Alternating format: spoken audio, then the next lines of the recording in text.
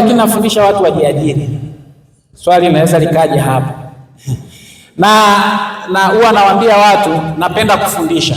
Na kwa kweli ningekuwa na ajira nyingine tofauti na kufundisha ningekuwa labda nimeacha. Napenda kufundisha, lakini ni mtu aliyeajiriwa na ameajiri wengine wanaolipwa mishahara zaidi ya mshahara ninaolipwa. Kwa hiyo utagundua katika naelewa pia hustles, naelewa game la kujiajiri. Kwa hiyo pamoja na kwamba nimeajiriwa, lakini nimejiajiri na nimeajiri pia watu kadhaa ambao wote tunajaribu kwa kadri unavyoweza kusapoti changamoto hii ya ukosefu wa ajira. Kwa sababu kila ukipanda inabidi uwasaidie na Watanzania wenzako kufanya nini? Wavuta. Hutaweza wote, lakini at least kwa wale unaoweza unaweza ukafanya. Na nitaeleza baadaye hapo, huwa sipendi kufundisha vitu ambavyo siviishi. Nini ambacho tunaweza tukafanya. Sasa changamoto kubwa wanapenda kufundisha kwa vielelezo. Fedha iko wapi? Wote tunalia ukosefu wa ajira. Fedha iko wapi au tunawezaje tukajiajiri? Njia mojawapo nzuri ya kujiajiri ni kujiajiri kutoka kwenye matatizo yaliyopo kwenye jamii. Hao watu wanne wa huku juu wote wana matatizo. Huyu hapa ana matatizo, hana hela. Huyu hapa ana matatizo, hana viatu. Huyu hapa ana matatizo, hana chakula. Huyu hapa ana matatizo, hana maji. Fedha na investment zote zinapatikana kwenye matatizo ya watu. Sasa tuna changamoto kubwa wa Afrika, tunalalamika sana kuliko kutafuta masuluhisho. Kuna mtu mmoja yeye amewasikia wote hao wanalalamika, yeye akaamua kutengeneza masuluhisho. Akaenda akatafuta chakula, akatafuta kisima cha maji, akatafuta viatu. Huyu aliyeamua kutoka kwenye ulalamikaji kutafuta masuluhisho, wote hawa wanajipanga kufanya nini? Kumlipa fedha. Kwa hivyo fedha au kujiajiri kunapatikana, wazo la kujiajiri linapatikana kwenye matatizo yaliyopo kwenye jamii uliopo. Wale mnaofikiria kujiajiri, nenda kaangalie matatizo yaliyopo kwenye jamii unayoishi. Tuna tatizo kubwa sana, kwa mfano sasa hivi wadada wa kazi. Dr. Ashura, mimi pale kwangu, yani kuna kipindi sijui ndani ya mwezi mmoja tumepata wadada wa kazi 3. Huyo anakuja anaondoka, huyo anakuja anaondoka, huyo anakuja hajui skills. Ni tatizo. Ukisikia kila mtu anakwambia mdada wa kazi, mdada wa kazi, hilo ni tatizo. Lakini kuna watu ambao nashukuru nimeanza kuona wana invest kwenye hilo, kwamba kuna tatizo la wadada wa kazi, wanajua hilo ni tatizo. Kuna wengine wana tatizo la malezi nyumbani, watoto. Yaani wewe ukitaka kupata namna ya kujiajiri rahisi, shughulika na kusolve matatizo. Fedha zimefichwa kwenye matatizo.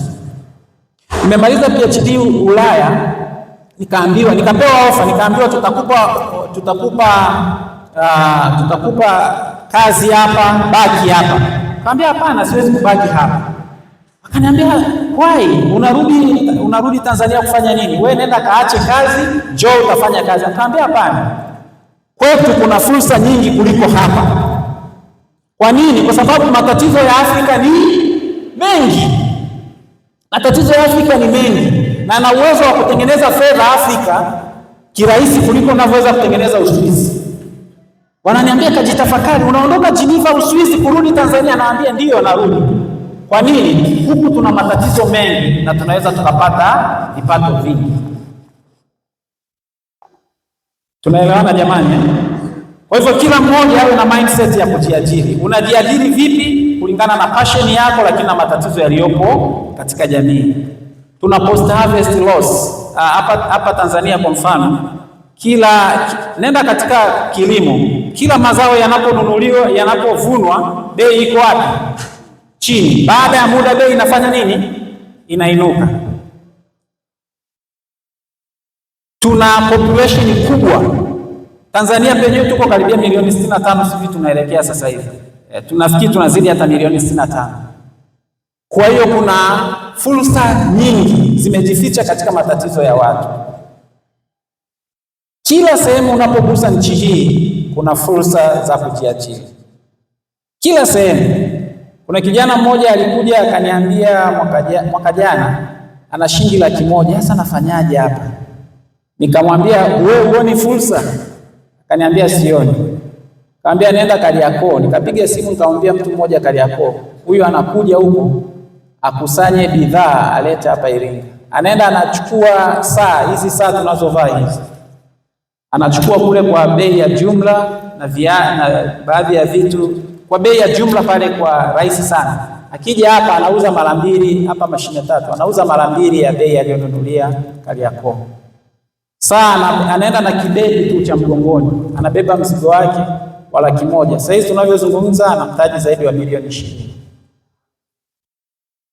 Lakini nazungumzia hivyo kila sehemu. Miaka 2 iliyopita nilienda hapo Kibaigwa nikanunua mafuta ya alizeti shilingi 56,000. Nikaja hapo kwangu na store nikaweka yale mafuta. Weka store hapo. Yakakaa miezi 2 nikayauza kwa shilingi 110,000 kwa dumu. Kwa nilichukua fuso pale Kibaigwa ikajaza, nikaja nikaweka hapo store. Baada ya miezi 2 yale mafuta nikauza kwa shilingi 110,000. Na mjini alikuwa 120,000. Mimi nikasema mwenye 110,000 anaingiza hela kwenye akaunti, ananionyesha ile slip, anaenda kuchukua mafuta pale. Kila kitu. Mwaka jana mwezi wa 6 nilikuwa Songea. Wangapi wanatokea Songea? Hamna mtu wa Songea hapa? Unapafahamu Peramio? Unapafahamu. Nilikuwa nachukua mahindi Peramio naleta Ruhwiko. Kutoka Peramio pale na Ruhwiko sio mbali. Ndani ya mwezi mmoja unachukua mahindi kwa mkulima pale unaleta NFRA go down. Kila kilo ya mahindi inatengeneza karibia shilingi 70. Naweza nikasafirisha fuso 2-3 kwa siku kuleta na wauzia serikali. Mimi naenda Dodoma nachukua kibali NFRA, naenda kwa wakulima nanunua mahindi yao na kuja kupima serikalini. Tumemalizana biashara. So kuna fursa nyingi, zote zimejificha kwenye kitu kinaitwa nini? Matatizo. Kuna fursa nyingi. Wenzangu hapa akianza kuelezea mambo wanayoyafanya, fursa ni nyingi sana hapa. Kwa hiyo hatuna haja kutembea na bahasha mpaka mwisho. Lazima tuwe na mindset, na nashukuru hii event inaitwa Graduate with Plan what? Plan B. Kwa hiyo fursa ni nyingi sana huko kwetu. Na unaweza kwa muda mfupi ukatoboa. Kwa hivyo unatoa wapi mitaji? Kwa ufupi, sasa session ni fupi sana, nitaeleza kwa haraka alafu taenda kuangalia some essentials. Kwa mfano mmesikia lazima uwe na open mindset. Kwa mfano mmesikia bilioni 200 za mama ziko kwenye Wizara ya Vijana kule kwa Joel na Nauka. Zimetawanywa kwenye uvuvi kiasi fulani, kwenye kilimo kiasi fulani, wametawanya zile fedha. Zile fedha wametoa bilioni 200. Kuna baadhi ya watu nimewasomea proposal zao, kuna watu wameshapata tayari. Mnaungana vijana ambao mna mradi mnataka kwenda kufanya. Hazipo kwa ajili ya watu kama sisi ambao tulishainuka. Zipo kwa ajili ya vijana wenye mawazo na idea. Mnatengeneza andiko, unapitisha kwa watu ambao wameshakaa kwenye game, wanaelewa, wanakusomea kidogo, unaenda unapata nani. Lakini Tanzania Agricultural Development Bank TADB wanakopesha mikopo kwa vijana na wenyewe wanatoa almost karibia bilioni 200. Mkurugenzi wao is a good friend of mine. Alikuwa ananiambia mwaka jana mpaka mwaka huu kwa hii miezi 3 ya mwanzo tu walishatoa zaidi ya bilioni 60 kwa vijana wanaotaka. Sasa lazima kwanza muwe mmejiorganize. Huku shuleni tunajifunza tunawafanya kila mtu atafute GPA yake. Lakini when it comes to the game of employment, self-employment, networking ni muhimu sana. Wenzangu wamezungumzia hapa. Lazima muwe na mindset sawa, alafu mjiunge, ndio mnaweza mkaaminika, mkaweza kusaidiwa.